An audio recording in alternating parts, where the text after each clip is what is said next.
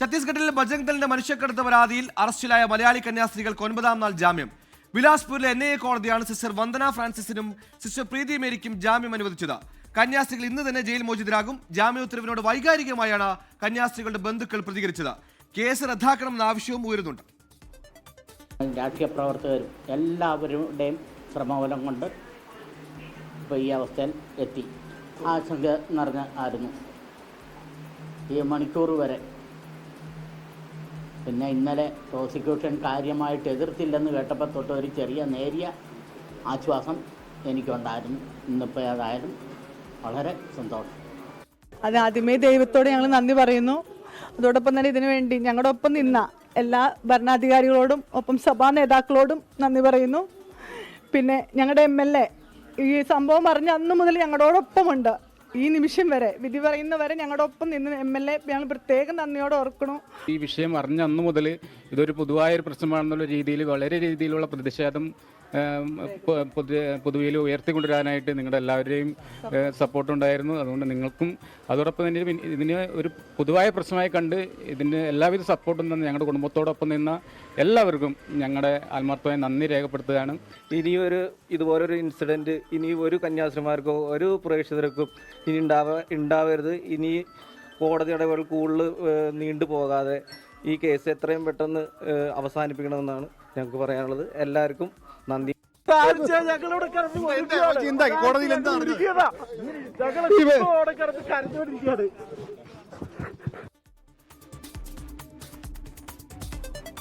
ഇപ്പോൾ ബിലാസ്പൂരിൽ നിന്ന് ശ്രീനാഥ് ചന്ദ്രനും ദുർഗയിൽ നിന്ന് അജീഷ് ശിവകുമാറും വാർത്തയുടെ വിശദാംശങ്ങളുമായി ചേരുന്നു. ആദ്യം ശ്രീനാഥ് ചന്ദ്രനിലേക്കാണ്. ശ്രീനാഥ്, 9ാം നാൾ അവർക്ക് ജാമ്യം ലഭിക്കുന്നു. എന്തായാലും കേരളം വലിയ സമ്മർദ്ദം ചെലുത്തി, കേന്ദ്രം അതിന് വഴങ്ങേണ്ടി വന്നു. കേന്ദ്രമുടുക്കിൽ ഛത്തീസ്ഗഡ് സർക്കാരിന് മേൽ സമ്മർദ്ദം ചെലുത്തി. അങ്ങനെ പ്രോസിക്യൂഷൻ വലിയ രീതിയിൽ സാങ്കേതികമായ ഒരു എതിർപ്പല്ലാതെ കസ്റ്റഡി അടക്കം ആവശ്യപ്പെട്ടുള്ള എതിർപ്പ് ജാമ്യാപേക്ഷയിൽ ഉന്നയിച്ചില്ല എന്നല്ലേ നമ്മൾ മനസ്സിലാക്കേണ്ടത്? എന്തൊക്കെയാണ് ജാമ്യവുമായി ബന്ധപ്പെട്ട വിവരങ്ങൾ? ഉപാധികൾ എന്തൊക്കെയാണ്? കടുത്ത ഉപാധികളില്ലെന്ന് മനസ്സിലാക്കുന്നു. സുഹേൽ, അങ്ങനെ 9 ദിവസം നീണ്ട ജയിൽവാസത്തിനും നരകയാതനയ്ക്കും ശേഷം 2 കന്യാസ്ത്രീമാർ പുറത്തേക്ക് വരാൻ പോകുന്നു. ഇനി ഏതാനും മിനിറ്റുകൾ, ഏതാനും മണിക്കൂറുകൾ മാത്രമേ മുന്നിലുള്ളൂ. ഇനിയിപ്പോൾ കോടതിയിൽ നിന്നുള്ള ഉത്തരവ് ജയിലിലേക്ക് എത്തുകയും മറ്റു നടപടിക്രമങ്ങൾ പൂർത്തിയാക്കിയാൽ 6 മണിക്കുള്ളിൽ തന്നെ അവർ ദുർഗിലെ സെൻട്രൽ ജയിലിൽ നിന്ന് പുറത്തേക്ക് വരും എന്നത് നമുക്ക് പ്രതീക്ഷിക്കാം. ഇന്നത്തെ കോടതി വിധി യഥാർത്ഥത്തിൽ ഇന്നലത്തെ വാദം സസൂക്ഷ്മം വീക്ഷിച്ച ആർക്കും തന്നെ ഇങ്ങനെ ഒരു വിധിയായിരിക്കും വരിക എന്നൊരു തോന്നൽ ആർക്കും തോന്നാവുന്നതാണ്. കാരണം ഇന്നലെ ജാമ്യാപേക്ഷയെ പ്രോസിക്യൂഷൻ എതിർത്തെങ്കിലും കസ്റ്റഡി ആവശ്യം അവർ മുന്നോട്ട് വെച്ചിരുന്നില്ല. മാത്രമല്ല, ഈ കേസുമായി ബന്ധപ്പെട്ട് എന്ത് തെളിവ് എന്ന ചോദ്യത്തിന് എന്തെങ്കിലും ഒന്ന് ഹാജരാക്കാൻ അവർക്ക് കഴിഞ്ഞില്ല.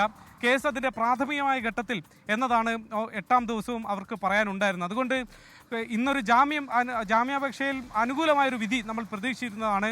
ഇന്നിപ്പോൾ കോടതിയും ബിലാസ്പൂരിലെ പ്രത്യേക NIA കോടതി അത് അനുവദിക്കുകയും ചെയ്തിട്ടുണ്ട്. പ്രോസിക്യൂഷനെതിരെ എന്തെങ്കിലും തരത്തിലുള്ള ഒരു വിമർശനം കോടതിയുടെ ഭാഗത്തു നിന്ന് ഉണ്ടായിട്ടുണ്ടോ എന്നറിയണമെങ്കിൽ പൂർണ്ണ തോതിലുള്ള ഉത്തരവിൻ്റെ പകർപ്പ് നമുക്ക് ലഭിക്കണം.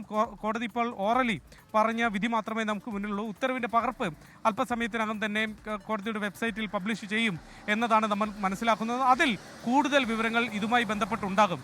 2 പേരുടെ ആൾജാമ്യവും 50,000 രൂപയുടെ ബോണ്ടുമാണ് ജാമ്യ വ്യവസ്ഥകളായി പ്രധാനമായും പറഞ്ഞിട്ടുള്ളത്. 2 പേരെ ജാമ്യത്തിലുള്ള 2 പേരെ കോടതിയിൽ ഇന്ന് എത്തിക്കുകയും ചെയ്തിരുന്നു. അതുകൊണ്ട് അത്തരം നടപടിക്രമങ്ങളൊക്കെ വേഗത്തിൽ കഴിയും. രാജ്യം വിട്ടുപോകാൻ കന്യാസ്ത്രീമാർക്ക് കഴിയില്ല. പാസ്പോർട്ട് സറണ്ടർ ചെയ്യേണ്ടതുണ്ട്. കേസുമായി ബന്ധപ്പെട്ട് പൂർണ്ണമായി സഹകരിക്കേണ്ടതുണ്ട്. അതുകൊണ്ട് ഇടയ്ക്കൊക്കെ തിരികെ വരാൻ അജീഷ് ശിവകുമാർ ദുർഗിലെ സെൻട്രൽ ജയിലിന് മുൻപിൽ ഉണ്ടെന്ന് മനസ്സിലാക്കുന്നു. അജീഷ്, എന്താണ് അവിടെ നിന്ന് നമുക്ക് നൽകാൻ കഴിയുന്ന വിവരം? ഇപ്പോൾ ആരെങ്കിലും അവിടെ എത്തിയോ? ഉത്തരവ് ഏകദേശം എത്താറായിട്ടുണ്ടോ? ഇന്ന് തന്നെ ജയിൽ മോചിതരാകുമെന്നാണ് പ്രതീക്ഷിക്കുന്നത്. ഏറ്റവും പുതിയ അപ്ഡേറ്റുകൾ എന്തൊക്കെയാണ്? അവിടെ ഇപ്പോൾ എന്താണ് സംഭവിക്കുന്നത്? വിവരങ്ങൾ.